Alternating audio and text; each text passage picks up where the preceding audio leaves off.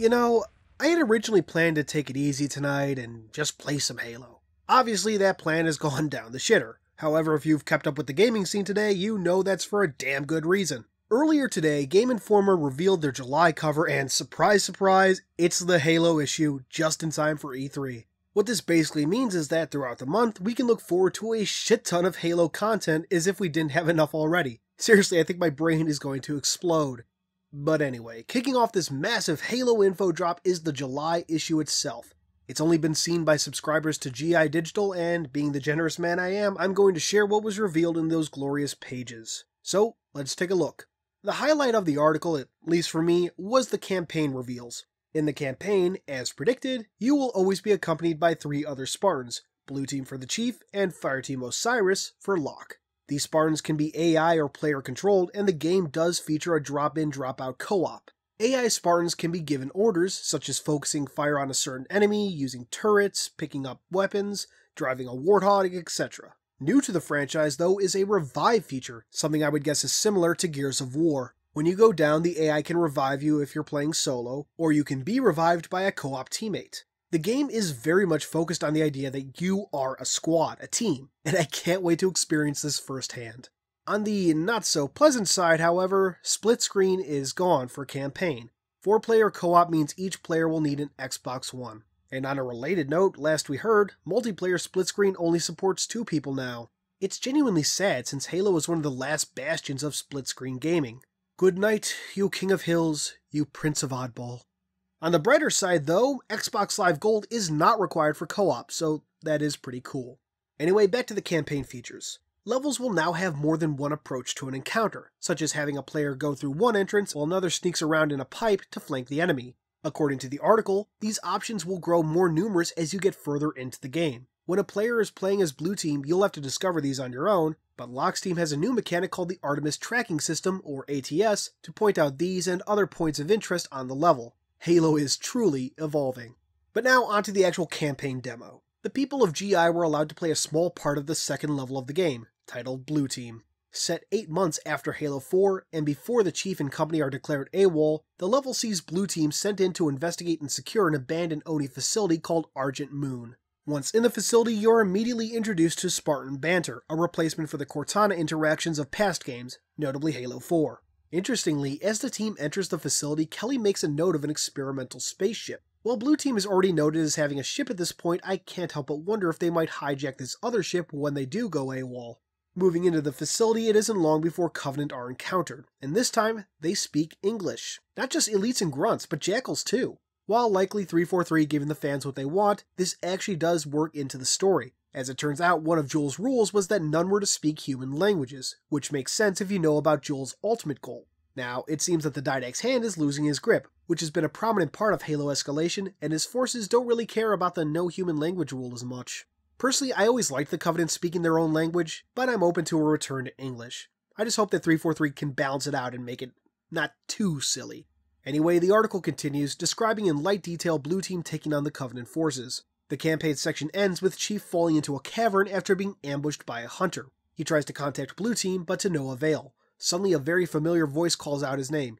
He looks up to see a silhouette described as unmistakably Cortana. She says, "The domain is open. Meridian is next. You only have 3 days. John, the reclamation is about to begin." And everything fades to black. So, holy hell, am I right? Awesome as everything else was, that ending takes the cake. Now to be clear, Cortana hasn't survived or something. Frank O'Connor describes her presence as the ghost of Cortana. He notes that her fate at the end of Halo 4 was pretty clear, and what we see in Halo 5 is the impact she had on John. So, theory time. It would seem that the domain has indeed survived the firing of the Halo array, though why it's only open now after 100,000 years is a bit of a mystery. Now, as you may recall, after John had his evolution advanced by the librarian, he started hearing the Didact's voice in his head. From this, I think that John might be subconsciously accessing the domain, and the information being fed to him is perceived as this ghost of Cortana. This might also help explain how John caught wind of the attempt on Richard Sakibo's life in Hunt the Truth. But still, this forces us to consider an exciting and terrifying possibility. If the domain somehow survived the firing of the Halo array, what else survived? Might this play into those anomalies that keep popping up in Hunt the Truth? Now, not quite as interesting but certainly worthy of note is Meridian, the planet Blue Team apparently has 3 days to save.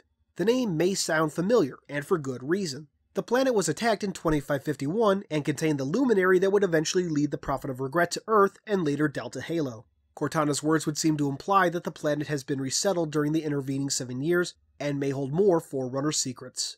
That brings to a close the campaign demo, but there's certainly more to discuss. The article also reveals the profiles for Blue Team and Fireteam Osiris. The profiles for Blue Team are pretty brief, mainly establishing the roles of each character and their loadouts. John is the default and starts with the AR and Magnum.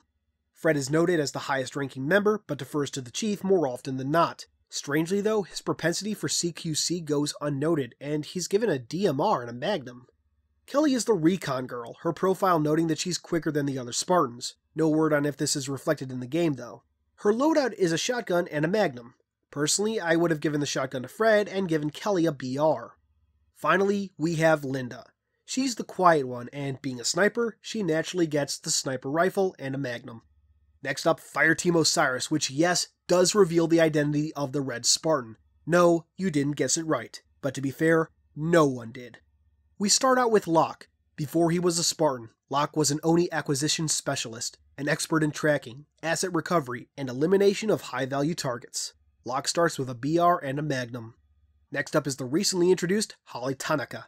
After surviving the glassing of her homeworld, Tanaka joined the army, looking for a chance to save others from the same fate. Tanaka starts with a DMR and a Magnum. Next up, we have the returning favorite, the man everyone's been geeking out over, the one and only Edward Buck. Nathan Fillion returns as Buck. During his service as an ODST, Buck's personnel profile suggested if he were any better, he'd be a Spartan. Buck starts with an AR and Magnum. Little side note, if you look carefully, you can see his armor features a small carved heart with a V, reflecting his love for Veronica Dare. Finally, we have the big reveal, Olympia Vale. A child prodigy, Vale's innate skill in language led to a career as a naval liaison with the Sangheili post-war. Vale starts with an SMG and plasma pistol. Another new character, Olympia Vale, will be a prominent character in Halo, Hunters in the Dark. The next section of the article focuses closely on multiplayer. I won't go into much detail since there isn't much to say, but also because this is a lore channel at heart. There are 2 points of interest though. First is that there's a new mode that's going to be revealed next week, and 343 is pretty eager to share. The other is a bit more canon relevant. The article reveals a new map called Fathom, and the description is pretty awesome.